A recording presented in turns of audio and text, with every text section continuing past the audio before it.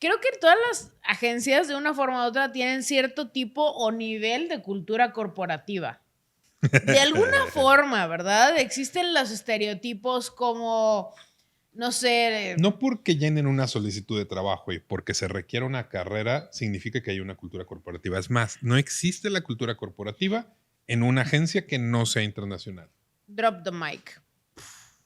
Yo creo eso. No ¿Te estoy parece, seguro, pero yo lo creo. ¿te parece si lo platicamos? Si lo platicamos, me parece. Venga, ayuda. Hola, hola, mi nombre es Hafsa Sufé. Yo soy Giovanni Lobato y esto es Pláticas en Casa. A ver, ¿cuál es el tema de hoy? El tema de hoy es cultura corporativa en un entorno creativo, pero enfocado en agencias. ¿Existe? No existe. Es que, ok, definámoslo, porque también, ¿en cuántos corporativos has trabajado? Cuéntame. La verdad, no tengo mucha experiencia en Pero ¿con cuántos trabajar. corporativos has trabajado? Ah, bueno, con muchos. Entonces, sabes perfectamente cómo es el esquema corporativo. Entonces, Sí. primero, es, un, es una integración muy vertical. Quiere decir que hay un líder, un ayudante de líder, el coordinador, el ayudante del coordinador, el ejecutante, el ayudante del ejecutante, el trainee, el practicante y el practicante del practicante. Y todos en un esquema vertical donde para que una cosa suceda, tiene que pasar por una serie de casos de escalones, mejor dicho, que hace lento, pero es un proceso establecido para mantener un orden, una jerarquía, un filtro, pero es muy robusto, es un proceso muy pesado, es un proceso muy lento. Sí, ok, o sea, sí. A lo que yo voy es no necesariamente hacia este proceso escalonado de, a ver, esto pasa y después esto y luego esta persona y luego estas decisiones y bla, bla, bla, sino realmente el daily living de la persona, del colaborador, de la persona que está dentro. Y en el caso de agencia, pues del diseñador, del creativo. O sea, esta cultura corporativa o esta cultura de agencia que debería haber en cada una. ¿Debería o no debería? Creo que también depende, y esto es algo natural del mercado. O sea, es como pensar en por qué una frutería no institucionaliza sus procesos o por qué una taquería no tiene un manual de identidad. Hay algunas que sí, pero la mayoría no. De igual forma en las agencias. Hay ¿Ok? agencias que sí tienen procesos que si bien no es una cultura corporativa per se, son procesos ordenados. Probablemente recibieron también consultoría o pagaron a alguien que les dijera cómo llevar esta estructura, o a alguien de los dueños o a alguien de los directores estuvo en un corporativo y migró buenas prácticas a un esquema creativo. Digo, been there.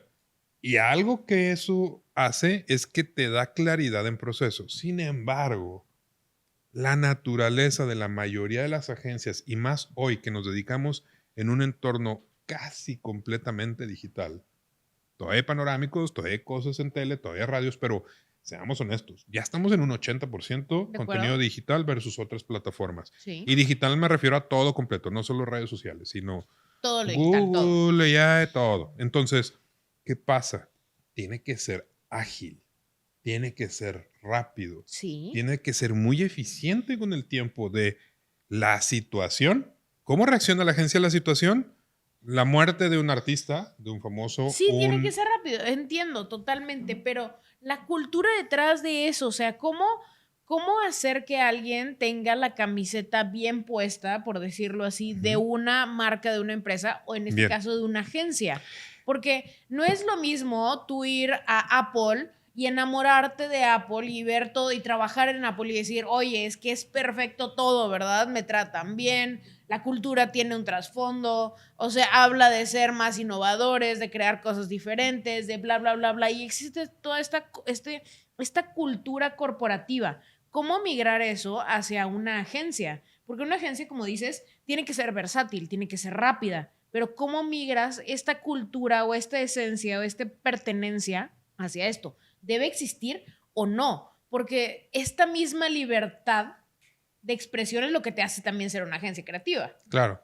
Mira, yo creo que es un proceso de maduración del negocio. Yo creo que es algo que si tú, como recién egresado o como alguien que tiene 3, 4 años en el mercado, dice, voy a crear una agencia porque tengo, que naturalmente sucede así, tengo un amigo, tengo un conocido, tengo un primo, familiares o lo que sea, y vas juntando un grupo de personas cercanas a quien estimas y que respetas su trabajo y los integras para generar una oferta que te permite resolver a veces cosas, pero son dueños y ejecutantes a la vez. ¿Okay? Ahí es la primera situación.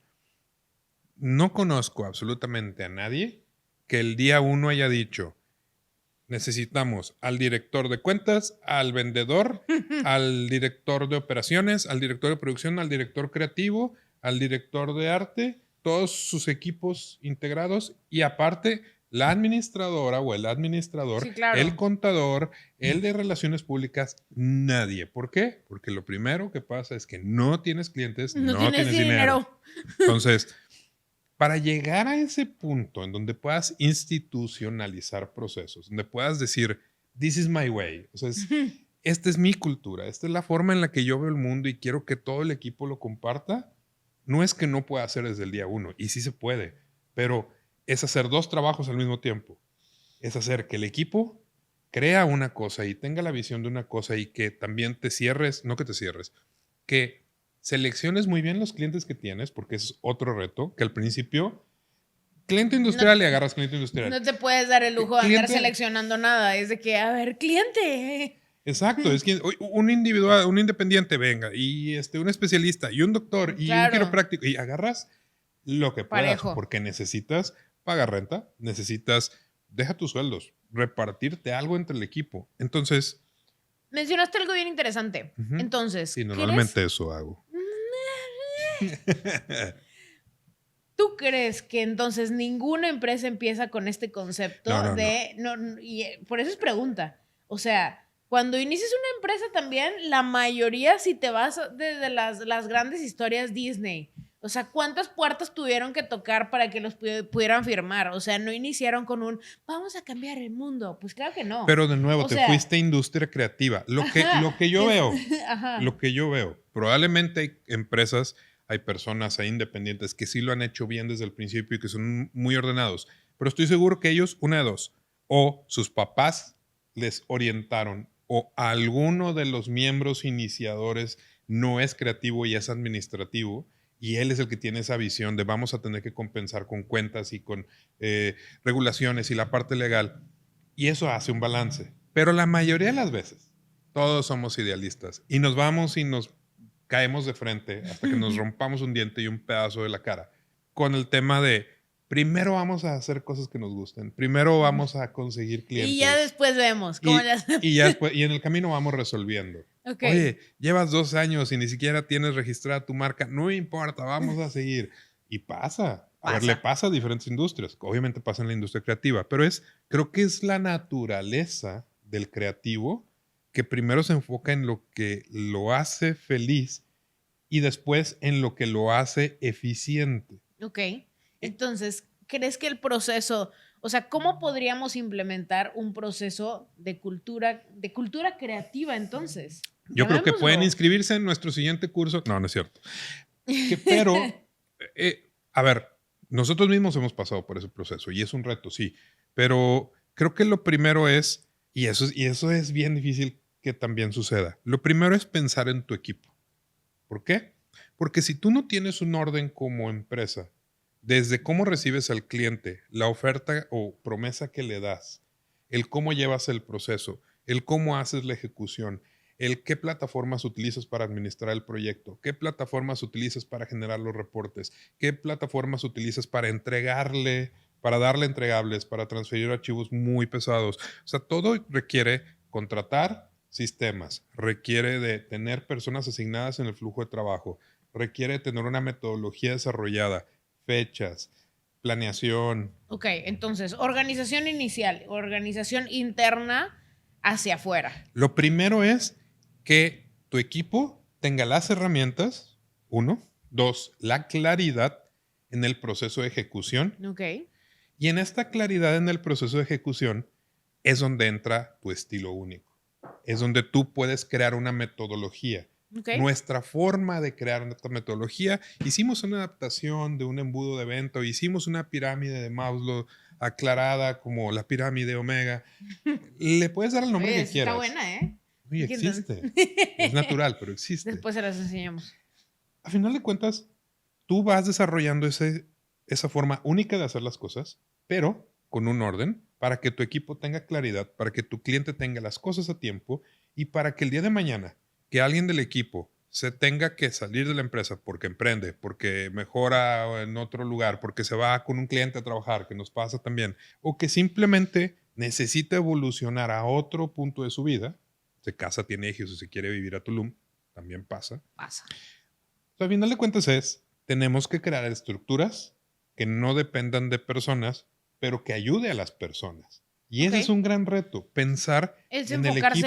enfocarse primero en las personas que están trabajando en la corporación y de ahí para afuera. Porque de nada te sirve crear una misión, valores, un statement, un reason why, crear una forma o un valor de hacer las cosas si la gente que va a hacer las cosas no está a gusto. No está de acuerdo ni siquiera con esa manera de ser o de 100%. Ver.